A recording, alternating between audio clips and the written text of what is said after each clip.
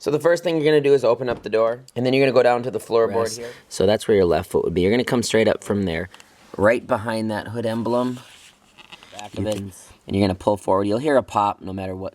And you heard that, so now we can go around to the front of the vehicle. On all Subaru vehicles, all you're going to do is you're going to find the Subaru emblem, and the latch is actually directly above that, but if you come a little bit to the right side of it, and you put your hand palm down there, slide it to the left, and then lift up. So now once you've opened up the hood on the left side here of the car, you'll see this little black box here, and there's 2 clips. We're just going to pull those clips up, and this is where you're going to get into your air filter.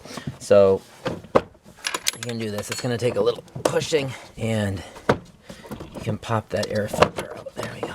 So you can remove that air filter, grab a new one, and you can place that new one back in there, and push it back in.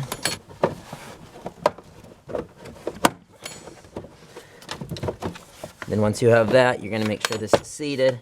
Push that back into place. Snap those clips, and that's all you have to do to change your air filter.